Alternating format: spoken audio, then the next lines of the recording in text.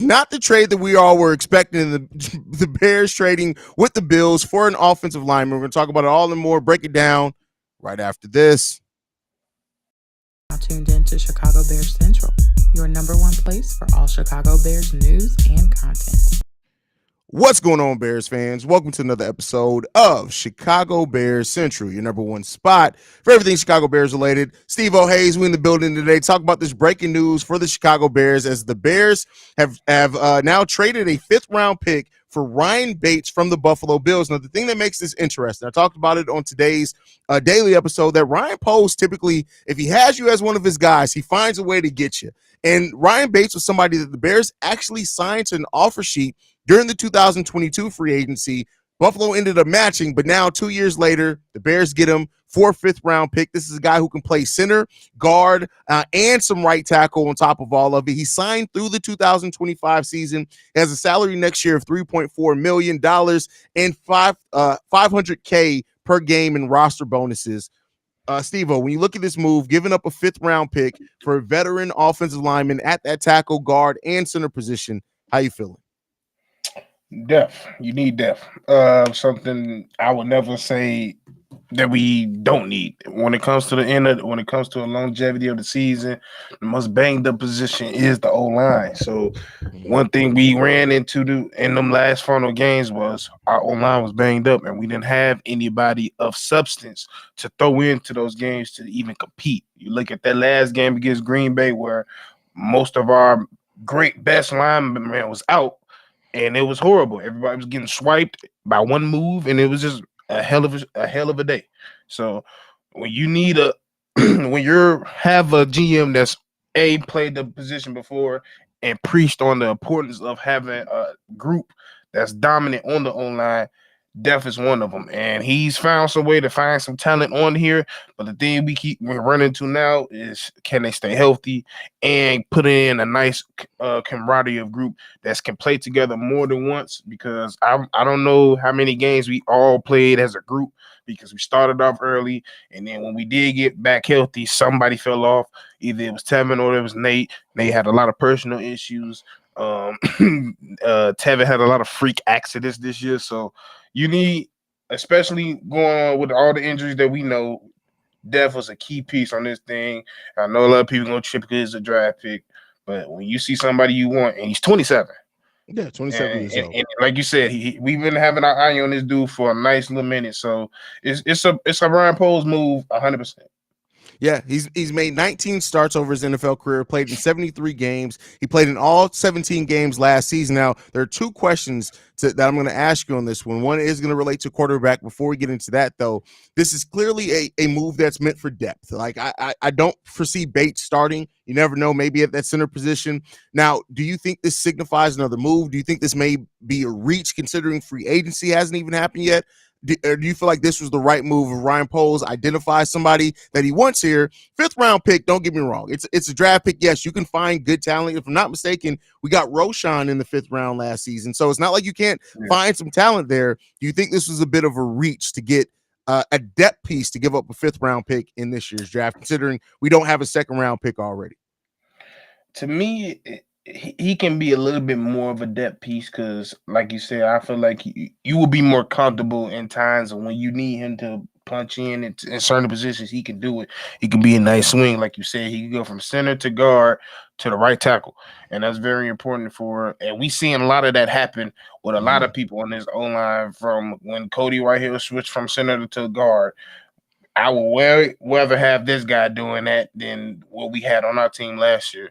And I will say I do feel like it's a little early because I do feel like for somebody that preached the draft so much and what I've seen in the combine as well as on tape, it's a solid group of guys in the first round and later on in its own lineman group in the draft. So to me, you can run out with a couple solid pieces from the draft, and then you can look in the free agency and start making certain things. But to me, I wouldn't say it's a reach, but like I said, I think he could be a nice plug and play in certain things. So that's why I think it's more of a pick versus somebody you could just pick up. Facts. Now, the question everybody's going to ask, we even see a couple of you guys in the chat right now asking it, what does this mean for the quarterback position? Leaning towards it, when you look at it, Steve-O, do you think this makes it more lean towards they're drafting Caleb? Are they trading the number 1 overall pick for that haul to get a lot of these picks back? This seems to me, I will say this is kind of a move that you usually see a team make when they have tons of picks in the draft and they're getting a veteran rather than just, getting a bunch of young pieces in. I'm not saying necessarily that that's what it means, because Ryan Poles is a magician. But when you look at this, Steve-O, what does this tell you, or how does this have you feeling about the number 1 pick in the quarterback situation? Honestly, I feel like you could spin it any way you want to. Honestly, I can find ways for the Caleb camp to be like, well, you want to put him around some people that's older and a more veteran group of old linemen that's have the experience to do such, or you can spin it and say, "Oh, that means we might be getting ready to get a nice haul of picks because we might trade the pick or such and such." So it just depends on how you spin it. To me, it don't tell us nothing but what I just said. We needed more depth. We needed more depth regardless of who the quarterback was. So it's just a depth piece for me. But people can swing it any way they want to.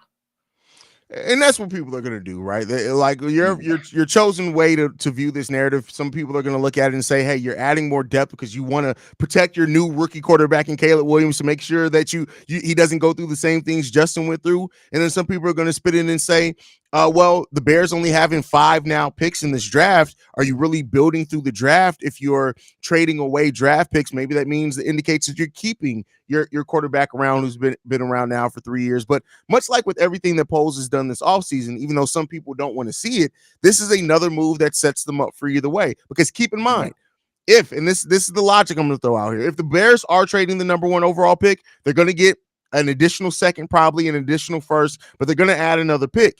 If they're trading Justin Fields, they're probably getting a second round pick back for Justin. So they're going to get another pick in this draft either way. So that maybe made them feel more comfortable at getting a solid depth piece for this team. So it can really go either way.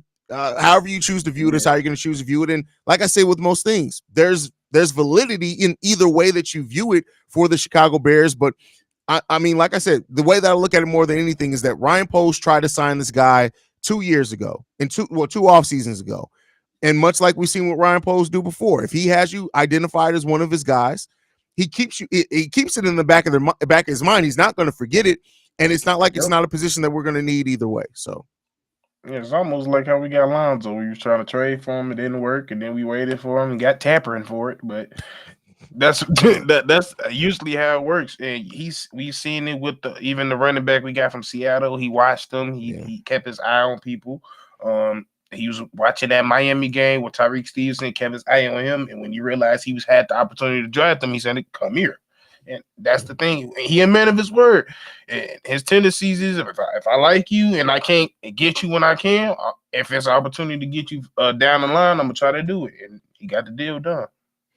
Yeah, and now it just remains to be seen what subsequent deals are going to happen. But this does tell everybody that the Bears are willing and dealing, and they aren't going to hesitate. And so that's we expected an aggressive offseason either way. Free agency is right around the corner, and there's some other free agents that the Bears had looked at in the past that could potentially be there for them this year. So we'll see what Ryan Poles does. I think, as always, free agency is going to add a lot of clarity for what the Bears are going to decide to do with their draft picks, but I do think by the end of this week we're gonna know what's going on with that QB situation. So I'm not even gonna say it no more because at this point these motherfuckers playing with me.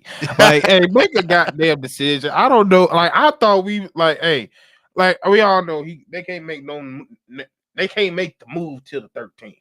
Yeah. But at this point, psychologically for both parties, for Justin and your damn selves, can you just peel the Band-Aid off, please? Yeah.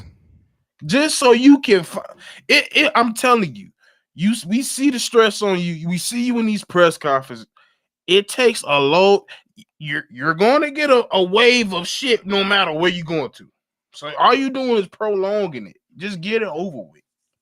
Yeah, that's a fact. And the big homie says, bros, I can't get a read on Poles and his moves at all. Hey, and I've stopped trying, bro. I've really stopped trying. I've really stopped trying. Like, And they talk about let Pose cook. I see you, Bill Sear, but at this point, it's at the point where you in the living room and you like smell like somebody burning something. Exactly. Yeah. Like, Jesus, you've been cooking for a minute now.